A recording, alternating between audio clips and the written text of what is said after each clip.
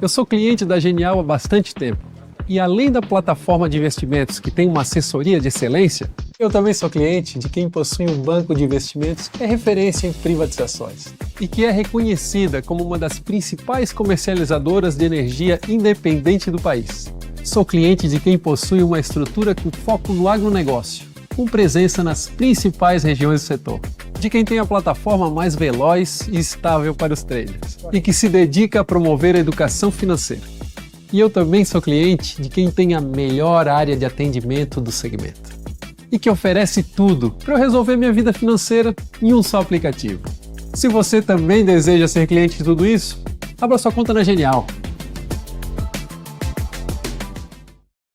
Olá, estamos aqui de volta com Conversa com o Zé Márcio. Eu tenho comigo aqui hoje Bruno Funchal, que já foi secretário do Tesouro, hoje é CEO do Bradesco Asset Management. Tudo bem, Bruno? Muito obrigado por ter aceito o nosso convite. É um prazer enorme ter você aqui conosco. Obrigado, professor Zé Márcio. Um prazer grande estar aqui com você e poder bater esse papo.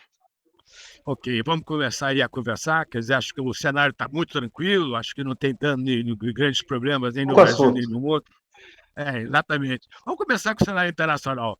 Bruno, como é que você está vendo essa coisa aí do novo governo Trump, essa questão das tarifas? Como é que você vê esse processo nesse momento? Então, acho que a gente, na verdade, a gente ainda está colhendo impressões, né? E uma coisa é percepção, outra coisa é o que é de fato o que o Trump está querendo fazer. Mas, assim, eu acho que assim, tudo que foi falado em campanha aponta para cenários mais inflacionários, né? Você fala em combate forte à imigração, né, com um volume de deportação significativo. Quando a gente fala de guerra tarifária, você vai, né, os insumos vão ficar mais caros e você naturalmente vai ter produtos mais caros nos Estados Unidos, isso aí também gera inflação. Apesar de você ter, né, um governo que é mais desregulamentador, que em tese poderia ter algum efeito, né, positivo na economia, mas acho que o pacote, como é muito forte essa questão de tarifa e imigração, e são pautas importantes para ele, se fosse tomar valor de face, traz um período mais difícil, né? Ou seja, mais inflacionário, com uma economia, talvez não no curtíssimo prazo, mas no médio prazo desacelerando, a economia americana desacelerando, que é ruim para a economia mundial. Então, e traz para a gente aqui, né, e afeta mais forte os emergentes, porque afeta um cenário de juros mais alto, dada a inflação mais alta, e para emergente, praticamente para o Brasil, traz uma certa dificuldade. Agora, isso foi o que foi falado, agora a gente está começando a ver as ações, e aí tentar inferir a partir dessas ações qual é a direção. E acho que vai depender muito das reações, né? Então, acho que o próprio Trump ele já não é mais primeiro mandato, já é o segundo mandato, já tem mais confiança, ele já está se cercando de pessoas, né, com outro perfil, e o que a gente escuta é que ele está escutando menos, então as decisões passam sem o filtro antes, e muitas vezes o que a gente vê de decisão que é revertida, às vezes não é porque ele suavizou, mas é porque ele tomou uma decisão sem passar pelos secretários, pelas pessoas mais técnicas, porque ele está mais voluntarioso. Então, eu acho que você tem dois cenários possíveis, né? Um é talvez o cenário mais positivo, né, mais positivo seria o Trump usa isso como poder de barganha, não faz tudo o que ele falou na campanha, e aí você vai ter algum aumento de tarifa, que não vai ser tudo aquilo que a gente imaginava, o combate à imigração vai ter algum para poder mostrar resultado, mas também não forte quanto imaginava, vai ter desregulamentação, e aí isso seria talvez um cenário mais positivo. Quando a gente conversa com os cientistas políticos, eu não vejo esse como sendo o cenário base, tá? O cenário base é o Trump mais voluntarioso e de fato sendo de fato mais incisivo, e se tiver reações, isso pode escalar. E essa escalada pode trazer um cenário bastante complexo para a economia mundial. Então, acho que a gente ainda está tateando, e cada notícia, né, cada ação que é feita e cada reação que a gente observa traz para a gente mais informação. Então, hoje ainda está um pouco, não está claro, né, mas acho que a probabilidade desse cenário mais complexo está aumentando, né, porque a gente já vê reações mais contundentes, e o Trump reagindo e reagindo de forma mais contundente. Acho que o caso do Canadá foi talvez o caso mais emblemático. E uma coisa que eu escutei, acho que é importante, se começarem a colocar discussões de tarifas, não só de comércio, mas sobre serviço na mesa, e principalmente a Europa, pode ser um gatilho para escalar essa guerra, né, a guerra comercial, né, a guerra de tarifas. E isso é um cenário bem pior para crescimento global. Na verdade, quer dizer, a Europa também está reagindo bastante forte, né? Quer dizer, a questão do imposto sobre o uísque, né? Quer dizer, agora a retaliação do Trump, que vai colocar um imposto, uma tarifa de 200% sobre os vinhos europeus, tá certo? Realmente, isso acho que é um ponto super importante. Agora, o Bruno, quer dizer, na sua avaliação, até que ponto toda essa questão tarifária, quer dizer, do Trump, é muito mais uma questão uma tentativa de retomar o controle geopolítico do mundo do que propriamente uma questão de comércio ou é simplesmente uma questão de comércio. Porque, na verdade, quer dizer, na hora que você começa essa questão das tarifas, acho que um ponto importante é as tarifas sobre a China, tá certo? Quer dizer, o governo americano, quer dizer, já implementou uma tarifa de 20%, já tinha implementado 15% lá atrás, tá certo? A China está numa situação econômica bastante delicada, está desacelerando rapidamente, tá certo? Como é que você vê? Você acha que um dos objetivos é sufocar comercialmente a China, ou você acha que isso é um objetivo menos importante do que o objetivo de tornar a economia americana industrializada novamente? Não, eu acho que está intimamente ligado, né? E não só a China. Eu acho que está tentando refazer todo está tentando recuperar talvez um protagonismo que ele acredita que talvez os Estados Unidos tenha perdido nos últimos anos frente à China, né? E de fato, os Estados Unidos têm muito poder de barganha. Ele está tentando usar todo esse poder de barganha que ele tem, os gaps, por exemplo, de tarifa que os Estados Unidos têm vis-à-vis os demais países, com uma moeda, que ele fala muito isso, né, de jogar, que ele tem as cartas, né, com uma moeda de troca, mas com certeza as coisas estão intimamente relacionadas, a parte comercial e essa dinâmica geopolítica. Mas, mas são coisas bem diferentes. Os resultados podem ser bastante diferentes, porque essa questão geopolítica, que na verdade é uma tentativa de retomar a liderança mundial, como aconteceu lá no início dos anos 90, né? Que, aliás, quer dizer, nesse sentido, ele, de uma certa forma, repete o presidente Reagan, né? O presidente Reagan sufocou a União Soviética via gastos militares. A impressão é que o presidente Trump gostaria de sufocar a China via tarifas, via comércio, tá certo? O que pode gerar uma recessão muito Brutal. importante. Exatamente. O que é complexo é que é muito difícil você ter alguma previsibilidade, né?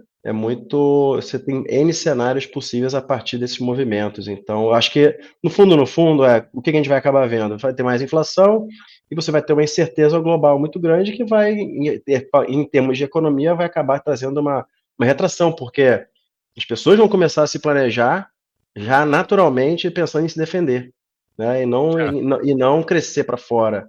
Então, as economias vão ficar cada vez mais internas, e aí, ou seja, com toda essa incerteza, e é o governo que está começando, né? Com toda essa incerteza global, a tendência de você ter um crescimento mais fraco para a economia mundial é muito grande, né? E sem contar o impacto em preço, né? Então, acho que, economicamente falando, acho que é um cenário bem duro, bem difícil. Mas é isso também, né? Acho que também vale dar a avaliação do governo americano e isso, às vezes, assim, olhando, porque assim, tem muito mais coisa do que a gente sabe, né? A gente só vê o topo do iceberg. Tem N discussões complexas e de segredos de Estado que acontecem e que pode fazer sentido aí, se a gente não sabe, né? Que na verdade eu não me lembro na história nenhuma vez que você tenha tanta mudança política ao mesmo tempo, né? Quer dizer, tanta mudança de política ao mesmo tempo. Agora, Bruno, como é que você vê o efeito sobre a economia brasileira diretamente? Como é que você está avaliando os efeitos dessa mudança internacional no cenário internacional sobre a economia brasileira diretamente? a nossa tarefa já não é fácil. Se tivesse tudo mais constante, né? Acho que com esse cenário mais desafiador, né, mais ruidoso, né, da economia mundial, que é isso, né? A China está com um desafio danado para poder entregar os 5% que o governo, que o Partido Comunista promete de crescimento.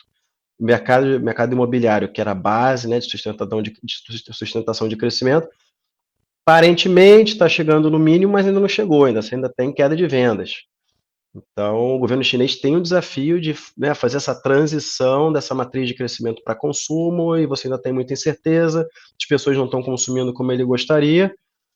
Então, acho que ainda tem esse desafio da economia chinesa. E aí, só que a economia americana estava balançando, estava compensando, né? Porque estava naquele período de excepcionalismo, de um crescimento muito forte da economia americana, né? Por diversos motivos, e aí você tem, de fato, questões de produtividade muito, muito ligadas a isso, mas você tem uma mudança de regime bem relevante, né? Ou seja, quando você sai e muda a política, e essa política traz mais custo, né, para a produção americana, e isso vai trazer perda de competitividade. Então, se a gente olha assim de efeito no curto prazo, assim, você pega alguns cálculos, né, de impacto em inflação de serviços, inflação de bens, né, o impacto em inflação de serviços por conta da questão imigratória é muito grande. Por isso que ninguém acreditava que poderia ser feito na escala que o Trump falava. E a mesma coisa para bens, a gente já está começando a ver os primeiros efeitos agora. Então, o que fica para a gente, né? Então, a gente tem a economia global mais fraca, a gente tem uma inflação, né, que pode ser pode ficar mais alta para os Estados Unidos no futuro próximo, e acaba impedindo o Banco Central Americano de reduzir juros. O que impede o Fed de reduzir juros, e a gente já tem várias revisões, né, de desaceleração dessa queda de juros, né? Então, putz, se for botar 6 meses atrás, todo mundo imaginava que fosse chegar em 3,5, talvez um pouquinho menos o Fed Funds para final de 25, agora está todo mundo em 4, talvez nem chegue a 4, então um juro americano em 4% dificulta de atração de recursos para os emergentes, então a gente, como emergente, vai acabar sofrendo dessa forma, vai ter um dólar mais forte, e aí acaba impactando, de impacto imediato, sem levar a questões políticas, mas impacto imediato a gente vai ter um desafio de ter um real mais apreciado, que pode trazer o desafio da inflação, né? Ou seja, a gente já tem uma inflação, de fato, né, mercado de trabalho pressionado, a gente tem o IGPM, o câmbio, né, que teve um impacto significativo e já trouxe o efeito para as métricas de inflação. Então, isso só adiciona mais um desafio, né? Um desafio de fato, nosso controle de inflacionário e de atração de recursos para o Brasil. Agora, nós tivemos aqueles episódios no final do ano passado, né, aquela explosão do dólar, das taxas de juros, tá certo? Foi um grau de incerteza extremamente elevado, quer dizer, depois nós tivemos uma certa, quer dizer, teve uma tempestade, depois uma bonança, né, no começo do ano, tá certo? Alguns analistas interpretaram essa bonança como sendo um pouco uma reação ao presidente Trump, ao fato de que o presidente Trump estava sendo mais tranquilo do que os analistas esperavam, tá certo?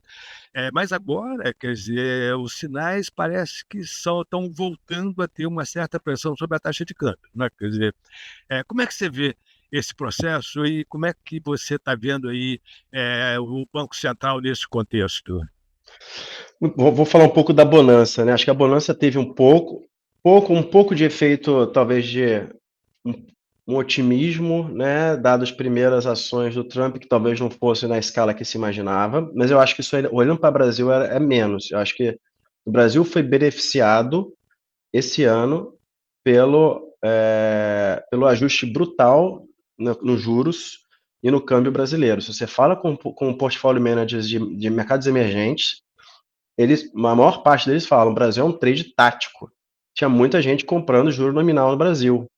Então entrou muito gringo operando o Brasil taticamente, olhando para um trimestre. Então entrou muito dólar nesse nesse juros sentido. ficou muito alto, né? ficou muito barato, o Brasil pagando muito juro. Basicamente é isso que os traders, que os portfólio managers estão falando, gestores globais de mercados emergentes estão falando. Então aproveitou dessa situação tática, e isso é importante destacar. Todos eles falam que era muito olhando taticamente, questão de trimestre. Então foi beneficiado. Porque em termos de notícia, talvez a melhor notícia é que não tinha tanta notícia, né? Então ficou tudo meio parado, então não tem muito ruído.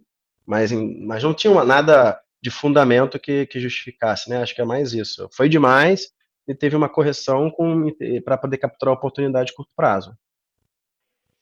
E agora, quer dizer, está voltando, aparentemente. Como é que você vê, como é que você acha que o Banco Central, quer dizer, como é que é a sua expectativa em relação ao comportamento do Banco Central e do Executivo, na verdade? Quer dizer, você tem aí um trade-off complicado, né? Quer dizer, como é que você está vendo esse processo aí a partir de agora? Isso acaba sendo muito relacionado, né? Mas assim, poxa, a gente tem que discutir orçamento ainda. O orçamento não foi o orçamento de 25 não foi aprovado, né? Então, qual que é o grande ponto, né, do desafio? É a tal harmonização de política monetária e política fiscal, né? A política fiscal está acelerando, a política monetária está freando. E está tentando fazer o trabalho, né? O juro em 14, 25% já, né, previsto, né, pelo guidance do Banco Central, é muito juro, né? Para uma inflação de 5%, uma inflação, tá olhando para frente aí nossa previsão para 25 é em torno de 5,9%, 6%, ainda assim é um juro real bem elevado. Mas qual é o ponto, né? O Banco Central faz isso para desacelerar a economia e a política fiscal, o governo faz políticas para poder acelerar a economia. Enquanto a gente tiver isso, vai acabar, o resultado vai ser mais inflação, né? Vai ter essa febre da economia mostrando que tem alguma doença a ser tratada. Eu acho que muito disso a gente já vê de sinais no orçamento, né? Então você vê a tentativa de colocar ainda não ter o acordo, né? De fato colocar tudo no orçamento. Então, pé de meia, que ainda não tem espaço no orçamento, é mais gasto. Você tem o Vale Gás, que aparentemente conseguiu entrar no orçamento. Você tem agora políticas, né, que buscam acelerar a economia, como o saque do FGTS, nova política de crédito, do crédito consignado. Você está criando vários veículos para poder continuar uma economia acelerada, o que vai contra o objetivo de desacelerar a economia para poder conter a inflação. Então, o que vai acontecer no Banco Central? Depende do que o governo vai fazer. Se o governo continuar acelerando a economia, se não acelerar a economia, eu acho que o juro que está aí seria mais que suficiente para poder botar a inflação na meta no prazo, no horizonte relevante que o Banco Central tem. Talvez chegando em 15%. Agora, se o governo continuar acelerando, aí você vai ter que ter mais juros, vai ficar com a briga. É a briga de um acelerando, o outro freando, né? É verdade, quer dizer, o problema é que a pergunta que vem à cabeça é o seguinte: quem vai ceder? Né? Quer dizer, você tem uma disputa por liderança na condução da política econômica do país. Por um lado, você tem o Banco Central tentando atingir, quer dizer, conseguir cumprir o seu mandato, atingir a meta de 3%, na melhor das hipóteses, tá certo? E, por outro lado, você tem o Executivo tentando evitar uma desaceleração da economia. Então, quer dizer, acho que sem desaceleração não tem desaceleração da inflação. Sem desaceleração da economia não tem desaceleração da inflação. Quer dizer, na verdade, você tem um conflito aí das políticas, quer dizer, entre os dois agentes, né? Quem é que vai liderar esse processo? Acho que essa que é a grande questão, tá certo? E, quer dizer, extremamente difícil de prever, né? Quer dizer, a gente, agora, por outro lado, quer dizer, tem uma pergunta que fica subjacente aí: o Banco Central vai continuar a tentar a chegar na meta se o Executivo mantiver a política fiscal expansionista? Qual é a sua avaliação?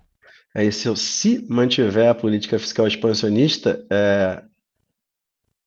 assim, olhando em termos de ciclo eleitoral, não é nem uma hipótese, né? Isso aí já dá para ser como uma afirmação. Vai manter Porque assim, não vejo nenhum ciclo eleitoral em que os chefes do executivo, de governo, de estado, de prefeitura, de governo federal, que desacelere a economia perto da da eleição. eleição, né? Então, os objetivos são: o Banco Central quer botar a inflação na meta e o governo quer ter uma avaliação boa para chegar na eleição forte. Esse é o objetivo. E como é que ele vai fazer isso? Ele vai ter que fazer de alguma coisa para poder continuar a economia, né, entregando. Eu acho que agora o timing está um timing complexo para a gente ver um governo que vai tirar o pé do acelerador no fiscal e alinhar a política monetária fiscal para poder botar a inflação na meta. E aí, dado isso, tu pergunta, e aí, tá bom, acredito que o governo vai acelerar, é isso que a gente tem visto, dadas essas medidas, dadas essas ações que tem feito, e a tendência é que isso se pronuncie ainda mais à medida que vai chegando no período eleitoral. Bom, o Banco Central é autônomo, né?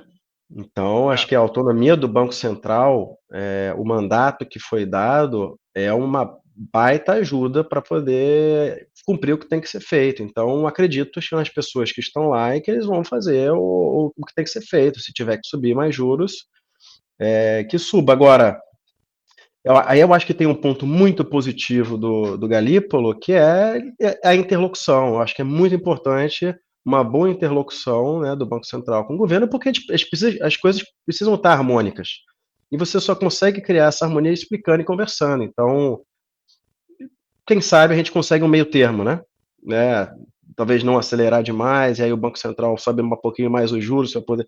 E acho que talvez o mais importante é mostrar que a melhor política para o governante é inflação baixa. Eu acho que ficou muito claro na última eleição, ficou claro na eleição americana, né? Então, os presidentes sempre sentem uma inflação alta, né? Se for pegar a pesquisa dos Estados Unidos, o que mais pressionou para a questão do Biden foi a inflação, né? Para o governo Biden, né? E eu acho que se for pegar pesquisa agora, se você conversa com cientistas políticos, por que da queda da popularidade? Primeiro, a inflação, Não, sem né? dúvida, mas o risco, Bruno, o que me preocupa, na verdade, é a possibilidade do governo começar a usar medidas heterodoxas para controlar a inflação, em vez de continuar utilizando a política monetária. Quer dizer, eu acho que isso tem efeitos desinflacionários no curto prazo, mas explosivos no longo prazo. A gente já viveu isso algumas vezes. Então, essa que eu acho que é a minha preocupação nesse momento. A gente está muito perto da eleição, tá certo? Tem uma política fiscal bastante expansionista, você já tem um mercado de trabalho bastante apertado, tá certo? Uma pressão inflacionária super importante. E, por outro lado, uma política monetária muito contracionista, né? Quer dizer, então, que a minha preocupação, quer dizer, é que, em vez do Banco Central continuar atuando via política monetária, comece a atuar via medidas heterodoxas, certo? Como aconteceu no passado. Você acha que existe uma probabilidade razoável de que isso venha a acontecer? Acho que não, acho que a probabilidade é pequena, porque como você falou, acho que a gente teve experiências no passado não muito distante que tem o dia seguinte, né? Você faz É. a política heterodoxa, tem o dia seguinte disso, né? Então, acho que o custo é muito maior depois. Então, teve um aprendizado. Então, assim, todo o aprendizado que se teve, né, nas diversas esferas, e principalmente na questão de políticas expansionistas ou de controle de preços, no dia seguinte pagaram um preço alto, né? Você cobrou um preço alto. Então, acho que a gente tá diferente. Acho que institucionalmente a gente está muito mais forte e consegue levar esse debate para evitar esse tipo de problema. Então, eu acho muito mais fácil ter uma briga assim, mais clara de acelerar a economia com políticas, com gasto, com programas, com alguma coisa parafiscal do que com controle de preço. Eu acho mais fácil ter uma inflação mais alta e um crescimento um pouquinho mais alto do que você conseguir gerar um crescimento e controlar preço e inflação mais baixa. Tá? Ah, certo. Agora, por outro lado, quer dizer, o outro lado que eu acho que me preocupa também, quer dizer, nesse cenário em que você tem uma política monetária bastante contracionista e uma política fiscal expansionista, existe um risco não desprezível, na minha avaliação, de a gente atingir quer dizer, uma situação de dominância fiscal, uma situação na qual o aumento da taxa de juros, não, em vez de gerar uma pressão desinflacionária, acaba gerando mais inflação. Como é que você vê essa possibilidade? Eu acho que assim, eu acho que a gente ainda não. Assim, é claro que à medida que a dívida sobe, a gente fica, né, com um prêmio de risco cada vez maior, você tende a se aproximar desse cenário, mas eu não acho. Eu acho que a política monetária tem muito efeito, ainda tem muito efeito. A gente viu agora no PIB, no resultado do PIB do último trimestre, vimos o resultado agora da pesquisa que acabou de sair da PIN, do IBGE. Então, acho que ainda tem muito efeito. 10% de juro real vai desacelerar a economia. Vai trazer, a nossa projeção, pelo menos a maior parte do crescimento esse ano é carrego de 24, né? Certo, mas Do primeiro semestre. vai compensar a política fiscal expansionista. Então, não, supondo ainda não. Supondo que não tenha política fiscal expansionista. Agora, aí a gente imagina que vai ter um crescimento próximo de 0 no segundo semestre, e aí vai ter um crescimento abaixo de 2%. Só que aí tem que ver qual que é a escala dessa política fiscal expansionista, né, que para vir para 2025. Então, assim, claro que isso aumenta a probabilidade, aumenta, né, o nível de dominância que a gente vai ter, mas acho que ainda está, acho que a preço de hoje, acho que ainda está longe de. É claro que é uma discussão que vai entrar, que vai estar sempre sendo discutida pelo nosso nível de dívida e por essa desincompatibilidade monetária e fiscal. Mas Não, acho que ainda tem um espaço aí. Eu concordo, eu acho que a gente não está em dominância fiscal. Me preocupa a trajetória. Né? Me preocupa, certamente estaremos nos aproximando se continuarmos nessa linha. Exatamente, esse é o ponto. Quer dizer, e esse negócio é complicado, porque, na verdade, não existe essa coisa de que entrou em dominância fiscal. Você vai caminhando em direção a esse cenário, e a hora que você vê, já está tão envolvido nesse cenário que você não consegue sair fora, tá certo? Bruno, foi um prazer enorme ter você aqui conosco, uma boa conversa, muito bom mesmo. Muito obrigado por ter aceito o nosso convite e vamos ver se a gente consegue fazer uma próxima. Foi ótimo, professor. Obrigado aí pelo convite. Estamos sempre à disposição. Obrigado aí. Ok, Valeu. um abraço, muito Tchau, obrigado. tchau.